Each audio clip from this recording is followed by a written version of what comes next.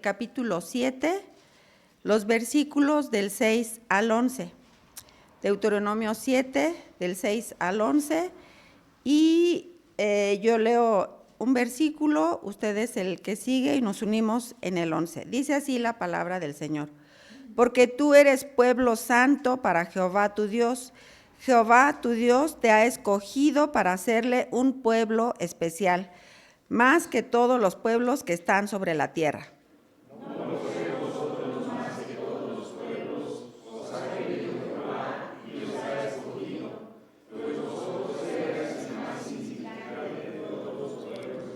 Sino por cuanto Jehová os amó y quiso guardar el juramento que juró a vuestros padres, os ha sacado Jehová con mano poderosa y os ha rescatado de servidumbre de la mano de Faraón, rey de Egipto.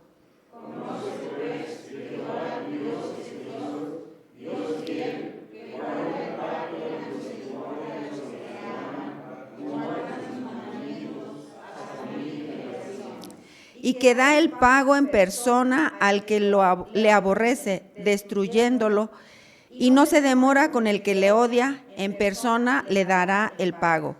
Guarda, por tanto, los mandamientos y estatutos y decretos que yo te mando hoy que cumplas. Amén. Con esto en mente, hermanos, pueden tomar sus lugares y recibimos a su siervo del Señor para el mensaje de esta tarde. Gracias. Vamos a orar. Señor, gracias porque nos permites nuevamente tener este tiempo de reflexión de tu palabra. Háblanos y que podamos entender lo que tienes preparado para nosotros para este momento. Pero Señor, que no solamente lo escuchemos, sino que lo llevemos a la práctica en nuestra vida diaria. Te lo rogamos en el nombre de Cristo Jesús. Amén. Pueden sentarse, hermanos. A veces uno, como persona, ante la repetición reiterada de muchas cosas, uno dice, ya basta, ¿no? Ya. Como que ya es mucho de lo que me estás diciendo. Y más, este es algo que nosotros escuchamos de nuestros hijos. A veces nuestros hijos quisieran que uno no les dijera tantas y tantas cosas, recomendaciones, orientaciones, exhortaciones. Sabemos que conforme van creciendo nuestros hijos, pues los tenemos que ir modelando de diferentes formas.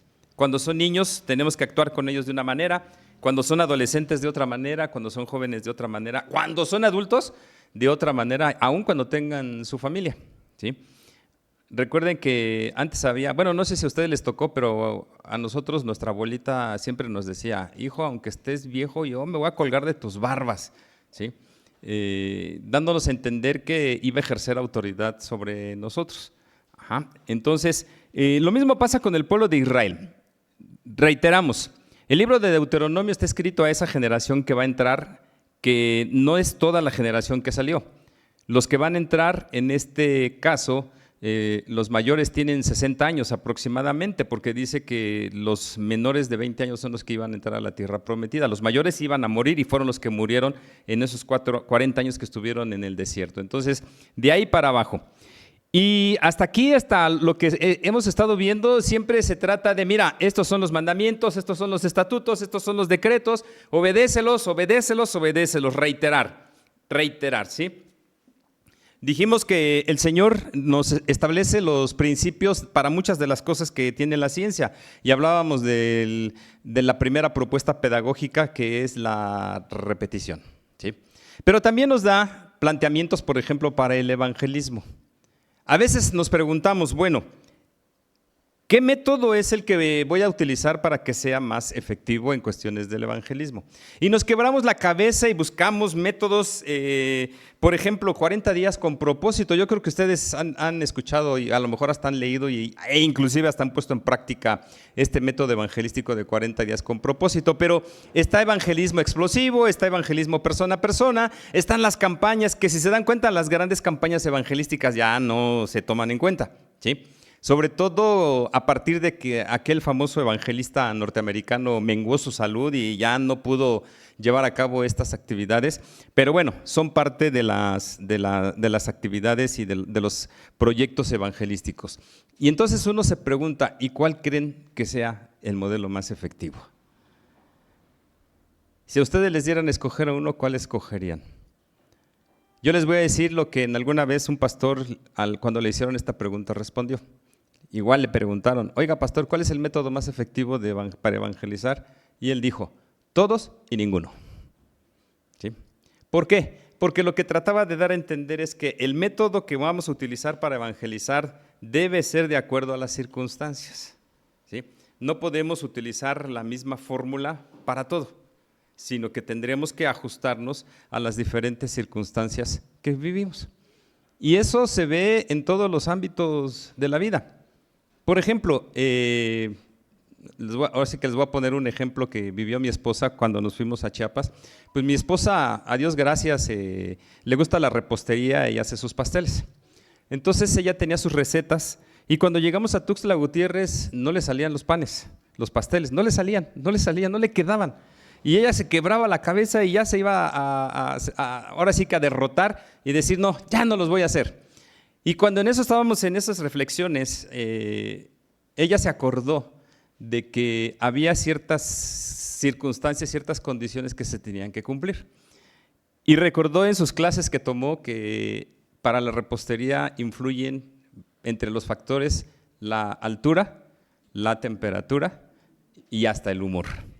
¿Sí? Entonces, en base a eso, ella fue modificando la receta que ella tenía hasta que logró la receta adecuada para hacer los panes allá en Tuxtla Gutiérrez. ¿Sí? Inclusive, hemos comentado con algunos hermanos que en época de calor, ella para preparar sus pasteles se tenía que meter al cuarto donde estaba el aire acondicionado, lo poníamos hasta lo menos para que pudiera batir y todo, sobre todo cuando hacía los panes de mantequilla, porque con el calor la mantequilla se derrite. Entonces ahí estaba, todo el proceso lo hacía ahí en el cuarto, ya tenía el horno prendido y nada más salía para poner el pastel en el horno y ya saliera, ¿sí? Pero se tuvo que adaptar a las circunstancias. Lo mismo nosotros, hermanos, tenemos que adaptarnos a las circunstancias. Pero hay un método, hermanos, que más que método, es una forma en la que vamos a tener mayor éxito para evangelizar y que está planteada aquí. Yo no sé si ustedes habían leído este texto anteriormente y si lo habían visto bajo la óptica evangelística. ¿Por qué? Porque aquí nos plantea una tarea que tiene que ver primero con lo que nosotros somos para que entonces de ahí podamos evangelizar. Entonces vamos a comenzar, como está aquí, por quién es el pueblo de Israel. Y vean lo primero que dice, versículo número 6. Tú eres pueblo santo para Jehová, tu Dios. Recordemos que el término santo tiene dos significados. Uno de ellos es apartado, ¿sí? Sacado. ¿Se acuerdan del cordero que iba a ser sacrificado en la Pascua? Dice la ley, o decía la reglamentación, que el padre de familia tenía que ir a su rebaño y escoger, bajo las condiciones que ya habían sido dadas, el animal, sacarlo del rebaño y ponerlo en otro lugar aparte para que se conservara en esas condiciones y la alimentación iba a ser adecuada. Lo iba a preparar 2 semanas antes del sacrificio. Esa es la primera connotación de santo. La segunda connotación de santo es la de puro, limpio. ¿Sí? Entonces, la pregunta es, ¿a qué se refiere el Señor cuando le está diciendo a su pueblo que es un pueblo santo? Pues está hablando de esas dos condiciones, de las dos condiciones. Siempre que en la Escritura se hable de un pueblo santo, se va a hablar de las dos condiciones, a menos que sea referida a una de ellas. Por ejemplo, si habla del pecado y dice que hay que ser santos, aún ahí tendríamos que tomar los dos significados. ¿Por qué? Porque apartarnos ¿de qué? Del pecado. ¿Sí? Puros, es decir, no cometer pecados. Entonces, la idea de Dios, hermanos, es que nosotros entendamos que somos apartados de esa condición en la que nosotros nos encontrábamos. Y esto tiene que hacer que nosotros como pueblo tengamos una actitud diferente a la que pudiera tener cualquier persona. ¿Por qué? Porque a partir de ese entendimiento de que yo fui apartado por Dios, recuerden, hermanos, y eso porque nosotros, al menos nosotros como presbiterianos lo creemos. ¿Se acuerdan de la doctrina de la depravación total del hombre? Estipula que el hombre no es capaz de hacer absolutamente nada bueno por sí mismo porque su naturaleza es pecaminosa. David decía, en pecado me concibió mi madre. Muchos han interpretado este texto, estas palabras como que la relación sexual es pecaminosa. Porque acuérdense que hace muchos años hablar de la relación sexual del hombre y de la mujer era un tabú y no se hablaba. ¿Por qué? Porque causaba una impresión negativa siempre. Pero no, David no está diciendo eso, sino David está diciendo que desde que fue engendrado ya venía con una naturaleza de pecado. ¿Por qué? Porque eso fue lo que heredamos de Adán y de Eva, la naturaleza pecaminosa. ¿Y cuál es la condición del pecado, hermanos, en nuestra vida? ¿Qué es lo que produce el pecado en nuestra vida? Romanos 6:23 en la primera parte lo señala. La paga del pecado es muerte. ¿Sí? Hasta ahí. La segunda frase dice, mas la dádiva de Dios es vida eterna en Cristo Jesús. La dádiva, el regalo de Dios. ¿Cómo se pone un niño cuando le damos un regalo, hermanos? Feliz, contento, sí, y disfruta el regalo que nosotros le demos. Pues hermanos, así deberíamos ser nosotros, porque hemos recibido un regalo, y no cualquier regalo. Hemos recibido el mejor de todos los regalos que tiene que ver con la vida eterna. Y les digo que es el mejor regalo de todos porque, hermanos, ahora sí que como decía aquel comercial de una tarjeta de crédito, ¿no? Esto me cuesta tanto, pero lo que realmente vale la pena no tiene valor. ¿Se acuerdan más o menos de ese comercial que salía en la televisión? No, creo que no se acuerdan. Pero hagan de cuenta, compro la mejor camioneta, me vale tanto, pero estar con mi familia no tiene precio. ¿Sí? Lo mismo aquí, hermanos. La mayor de las posesiones que pudiéramos tener, sí, me va a costar algo me va a costar, pero la vida eterna no tiene valor, hermanos. No tiene ningún valor. Yo no puedo equiparar algo para poder decir al Señor, Señor, dame la vida eterna. ¿Qué te puedo ofrecer? Acuérdense el pensamiento de David que debe ser para nosotros. ¿Qué podríamos ofrecerte si todo es tuyo y de lo recibido de tu mano te damos? Pero aún así pensemos, económicamente hablando, en pesos. Ya no vayamos ni en dólares ni en euros, en pesos. ¿Cuánto costaría nuestra salvación? En pesos. Vamos a ponerle un precio. ¿Seríamos capaces a lo largo de toda nuestra vida juntar esa cantidad para pagar la salvación? Porque no creo que sean de 6 ceros, como dicen financieramente hablando, el costo de la salvación, ¿verdad? Yo creo que sería de más ceros. Entonces, hermanos, nuestra actitud, ahí es a donde voy, nuestra actitud debería ser que si yo estoy reconociendo que Dios me ha apartado de esa condición de pecado, de esa condición de muerte, entonces ahora que estoy en una nueva condición, en una condición de libertad, pues yo tendría lo primero que hacer es agradecerle a Dios por todo lo que me da. Y en ese sentido, la primera muestra de agradecimiento a Dios debería ser mi obediencia a Él. Yo voy a obedecer al Dios no porque esté obligado, sino porque estoy agradecido porque Él me ha rescatado. Él dio todo lo que tenía.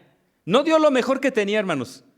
Dio todo lo que tenía, que fue a su Hijo para morir en la cruz por nosotros. ¿Sí? Y eso nos lleva a la segunda consideración de ser puros y santos. Tenemos que vivir alejados del pecado. Entonces, tú eres pueblo santo para Jehová tu Dios. Y luego dice, Jehová tu Dios te ha escogido. Somos escogidos. También creemos en la elección soberana de Dios, ¿sí? En el llamamiento eficaz. Fíjense, doctrinas presbiterianas completamente, y están aquí en la Biblia. Pero todo eso tiene una finalidad, hermanos. ¿Cuál es la finalidad? Ahí lo dice. Serle un pueblo especial más que todos los pueblos que están sobre la tierra. Es decir, esa condición que yo tengo de ser apartado de la muerte para la vida eterna y de que ahora tenga que vivir en pureza total y completa, tiene que hacer que yo lo dé a conocer hacia los demás. Tengo que proyectarlo hacia los demás, no porque yo me quiera sentir lo mejor de lo mejor, porque a veces hay quienes dicen, cuando dice aquí, yo quiero que seas más que todos los pueblos que están sobre la tierra, no significa que nos sintamos lo mejor de lo mejor, lo más excelso. No, hermanos, no es así. O, por ejemplo, cuando ustedes hablaron con sus hijos y les dijeron, oye, quiero que te prepares, quiero que seas un buen profesionista, ¿lo hacían en el sentido de que se sintieran lo mejor de lo mejor? ¿O lo llevaron al punto donde estudies lo que estudies, tienes que hacerlo bien? ¿O esperaban que sus hijos llegaran a ser profesionistas mediocres? ¿O profesionistas de excelencia? Fíjense, como creyentes en Jesucristo a veces tenemos una losa pesada sobre nosotros porque decimos, es que como hijo de Dios tienes que sacar buenas calificaciones. Pero hay que tener cuidado con eso, porque por medios ilícitos se pueden obtener buenas calificaciones. O sea, yo puedo copiarlos en los exámenes y saco buenas calificaciones, pero no es lo que Dios quiere. ¿O sí es lo que Dios quiere? No. Puedo sobornar al maestro y puedo sacar buenas calificaciones, pero no es el medio correcto.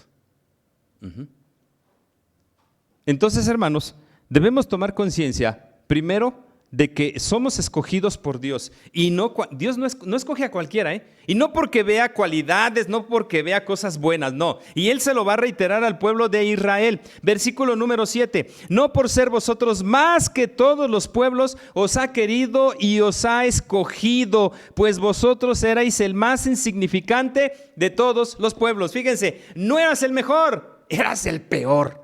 ¿Sí? ¿Por qué era el pueblo de Israel el peor de todos los pueblos? ¿Por qué lo menciona de esa manera? Bueno, simplemente consideremos, ya lo habíamos mencionado en alguna ocasión anterior. No tenían un territorio donde vivir. No lo tenían. Estaban bajando en el desierto. Aquí están a punto de entrar a la tierra que Dios les había prometido. No tenían un territorio. No tenían un sistema de gobierno bien estructurado y establecido. Apenas Dios les estaba dando las leyes para que ellos las pusieran en práctica cuando pasaran, cuando estuvieran allá. Pero fíjense, iba a tardar porque primero había que conquistar la tierra. Después, ¿qué creen que después era lo que tenían que hacer? Ya conquistaron la tierra. ¿Y luego qué tenían que hacer? Repartirla, exactamente. La repartición fue un poquito más sencilla porque recuerden que 2 tribus y media se quedan aquí en este lugar donde están y los demás pasan allá. Bueno, entre menos, toca más territorio, repartirlo. Y después hay que asentarse, hay que empezar a construir las casas para poder vivir. Y después entonces sí comenzar a pensar en la estructura gubernamental, pero no lo tenían. Los demás pueblos sí tenían un territorio, los demás pueblos sí tenían un sistema de gobierno. No tenían ejército, o tenían un ejército, hasta aquí tenían un ejército del pueblo de Israel. No, porque estaban caminando por el desierto. ¿Qué tiempo tuvieron para poder organizarse y decir, vamos a establecer el ejército con generales, con esto, con el otro, con aquello, las armas vamos a crearlas? Si no había nada en el desierto. Entonces, en ese sentido, no tenían nada, no eran nada, ¿sí? No era nada. Y dice el Señor, pues a pesar de todo eso, yo te escogí. Yo me fijé en ti. Y hay una razón. ¿Cuál es esa razón? Dice, sino por cuanto Jehová os amó y quiso guardar el juramento que juró a vuestros padres, os ha sacado Jehová con mano poderosa y os ha rescatado de servidumbre de la mano de Faraón, rey de Egipto. Llama la atención que dice al principio del versículo 8. Por cuanto Jehová os amó. Dios ama a su pueblo y no se olvida de él. ¿Desde cuándo Dios ama a su pueblo? Si lo situamos históricamente, ¿en Abraham empezó Dios a amar a su pueblo? No, tendríamos que irnos más atrás, desde Adán. O sea, históricamente, desde Adán. Pero en términos teológicos, Pablo da la respuesta. Nos escogió desde antes de la fundación del mundo. Es decir, desde antes de que Dios fundara el mundo, Él ya nos había amado. Es como cuando nos casamos y queremos tener un hijo, ¿cuándo empezamos a amar a nuestros hijos? Cuando ya nacen y nos lo entregan. Hermanas, hasta ese momento dijeron, ay, ahora sí amo a mi hijo. ¿O desde mucho antes? Desde mucho antes, inclusive aún antes de concebirlos, cuando uno empezó a proyectar ya la llegada de los hijos, ya empezó uno a amar a los hijos, ¿sí? Fíjense, desde antes de que existieran. Pues lo mismo aquí Dios le está diciendo a su pueblo, desde antes de que tú existieras, yo te amé. Pero también dice, quiso guardar el juramento que juró a vuestros padres. Aquí sí empieza todo en Abraham. Yo quiero ser tu Dios y el Dios de tus hijos y el de los hijos de tus hijos por todas las generaciones. ¿Sí? Y bajo ese concepto entonces, el pueblo de Israel tenía que recordar la mano poderosa de Dios, porque dice ahí, os ha sacado Jehová con mano poderosa y os ha rescatado de servidumbre. Este término de con mano poderosa se refiere, número 1, a las 10 plagas. ¿Sí? ¿Por qué? Porque hay que recordar, tratemos de pensar en las plagas, hermanos. Las primeras plagas, la lucha de poder a poder más o menos estaba, digámoslo así, que en términos de empate entre Faraón y Dios. ¿Por qué? Porque no porque Faraón lo hiciera, sino porque sus adivinos y toda su gente imitó lo que hacía el Señor en las primeras plagas. Pero conforme iban avanzando, toda esa gente llegó el momento que a Faraón le dijo, mira, ya no podemos hacer nada. Ya no, te estás enfrentando a un Dios que tiene demasiado poder. Y el punto culminante fue la muerte de los primogénitos. Porque, hermanos, vaya que hay que tener un conocimiento demasiado grande para saber, número 1, quiénes eran los primogénitos de todos los animales. De las personas no había tanto problema porque pues, el Señor decía, la familia fulana de tal, pues, su primer hijo es ese y ya sé que es ese. Pero de los animales, y Dios lo supo. ¿Sí? Y no eran una cantidad pequeña de animales, porque los egipcios no tenían, eran una potencia en ese momento. ¿Sí? Y no lo sabían, Dios lo supo. Entonces se refiere a ese punto de las plagas. Segundo, al cruce del pueblo por el mar. ¿Sí? Hizo lo que nadie podía haber hecho. Aunque por ahí hay quienes dicen que Moisés sabía perfectamente la hora en que el mar bajaba en su marea y pudieron pasar por ahí. Dice uno, bueno, está bien, vamos a aceptar que Moisés supo y que pasó. Así lo plantea la película más reciente del Éxodo. ¿Sí vieron la película? La última, no está tan reciente, de poquitos años, pero la última que salió, así planteó eso, que el pueblo de Israel fue pasando cuando bajó la marea, bajó y entonces pasaron. Bueno, vamos a aceptarlo. Pero díganme, explíquenme, ¿cómo de un momento a otro todo volvió a la normalidad? ¿Cómo? No hay más que con una razón, la mano poderosa de Dios.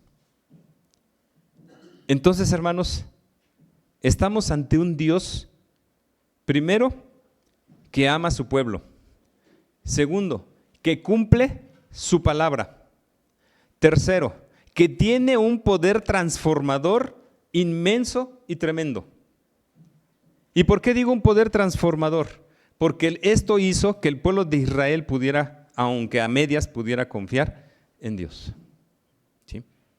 Pero la evidencia ahí está. Número 9 dice, conoce pues que Jehová tu Dios es Dios. Fíjense, lo primero es Dios. ¿Se acuerdan la semana antepasada, iba a decir la semana pasada, pero no fue la semana antepasada, que vimos el Shema, el famoso Shema de Israel? Oye pues, Jehová nuestro Dios, Jehová uno es. Y aquí está diciendo, recuerda y conoce que Jehová tu Dios es Dios. Es Dios fiel. Es Dios que guarda el pacto y la misericordia a los que me aman, a los que guardan los mandamientos. Y fíjense, plantea hasta 1000 generaciones. 4, que da el pago en persona. Es decir, un Dios que actúa, un Dios que no se queda de brazos cruzados ante las circunstancias que vive la gente. No. Y esto, hermano, nos tiene que hacer pensar porque ¿cómo se encuentra nuestra sociedad hoy en día? ¿Podríamos equipararla a lo que sucedió en Sodoma y Gomorra? Yo creo que Sodoma y Gomorra se queda corta. Porque vivimos una situación terrible. ¿Sí? No solamente en el ámbito de la moralidad y de la ética, sino situaciones, por ejemplo, de la inseguridad. No significa que en años anteriores no haya habido inseguridad. Sí la había. Siempre ha habido inseguridad, pero no a grados tan alarmantes como los que estamos viviendo ahorita. Donde uno ya no quiere escuchar ni ver las noticias porque De lo único que hablan ahora son de muertos, de atentados, de homicidios y de secuestros y de un montón de cosas. ¿Se acuerdan que hace muchos años, yo ya no sé ahorita porque para empezar ya el medio impreso ya está acabándose por el uso de las tecnologías, pero ¿se acuerdan de una revista que en un momento dado se llamó Alerta y luego Alarma? ¿Saben qué era el dicho sobre esa revista? Decía la gente que esa revista la agarraban y la hacían así y salía sangre. Porque puros eventos de lo que se llama la nota roja, ¿sí? Hoy en día sucedería, si pudiéramos hacerle lo mismo a la televisión, también chorraría sangre por todo lo que nos sucede, ¿sí? Vivimos en una situación difícil y compleja, hermanos. Y aquí es donde debe tomar relevancia todo esto que el Señor le está diciendo a su pueblo, como una recomendación importante.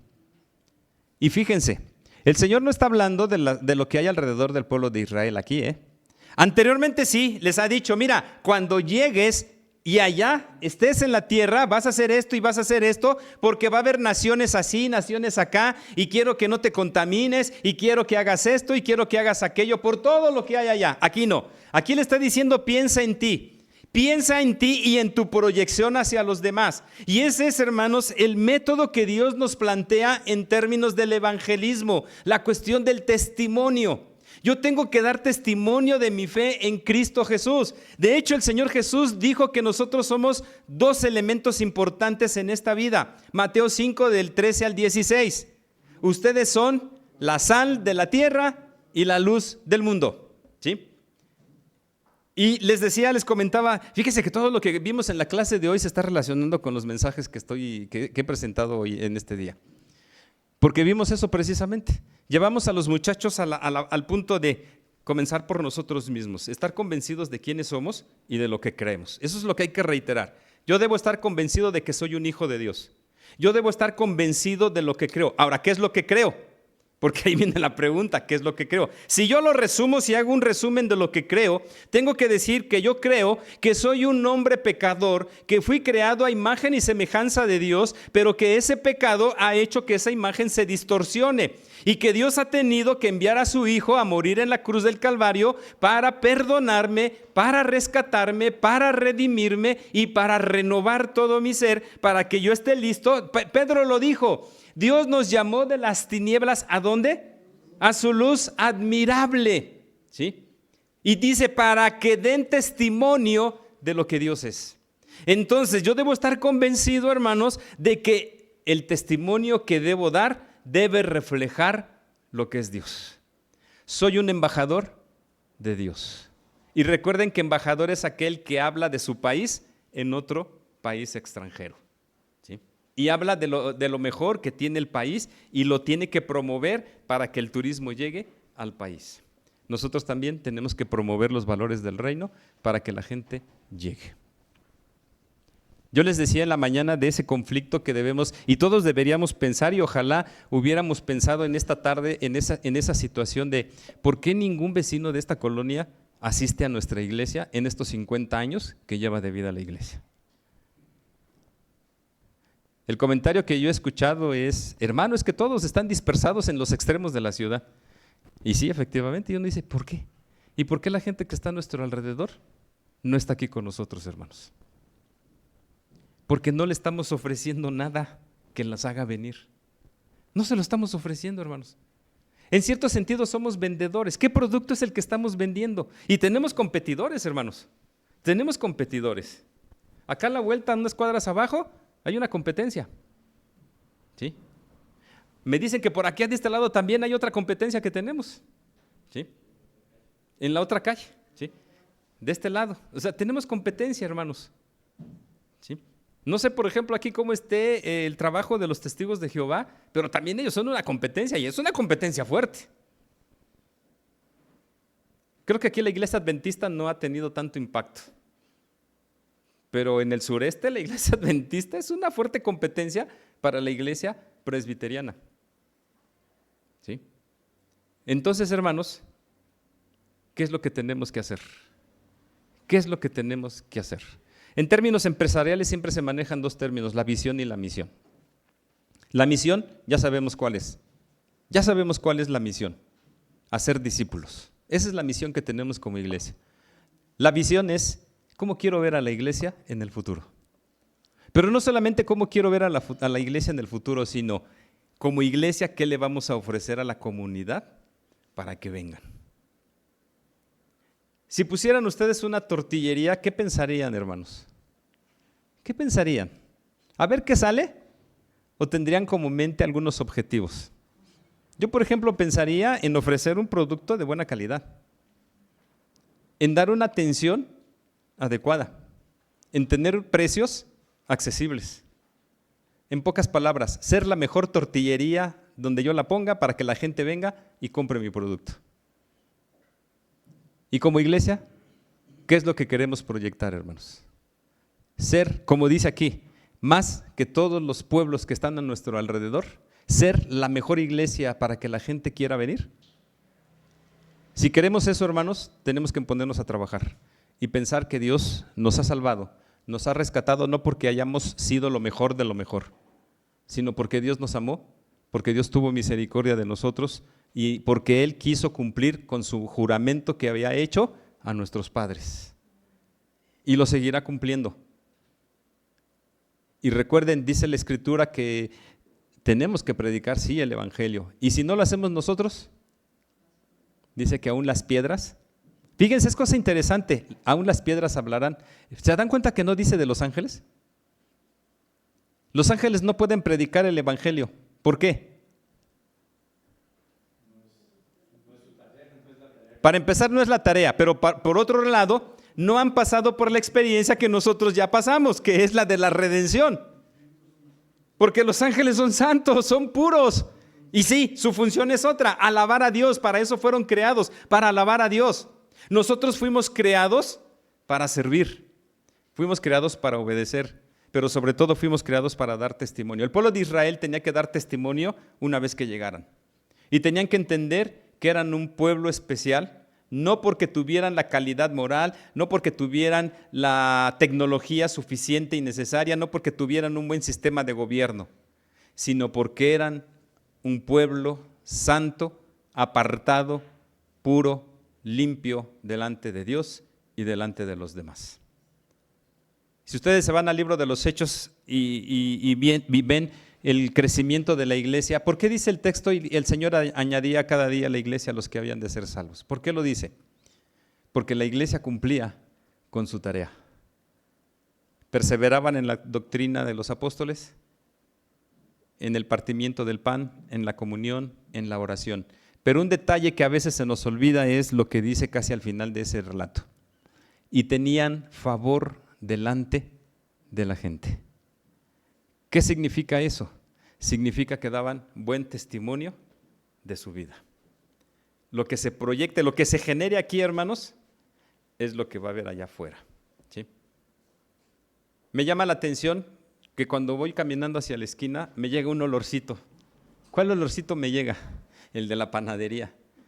Y luego vienen a mi mente y a mi paladar, luego, ¡ay, el pan! Ay, y quiero comprar pan, y quiero comprar pan. Y sí, llego y compro pan. Ajá. ¿Por qué? Porque fui atraído por el olor hacia la panadería.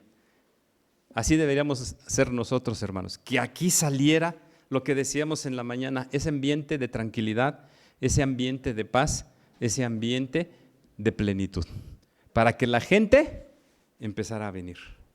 Ojalá que lo entendamos, hermanos, ojalá que podamos comprenderlo y que nuestro testimonio sea el método evangelístico que utilicemos y que va a tener mayor proyección en la gente. Que Dios nos bendiga.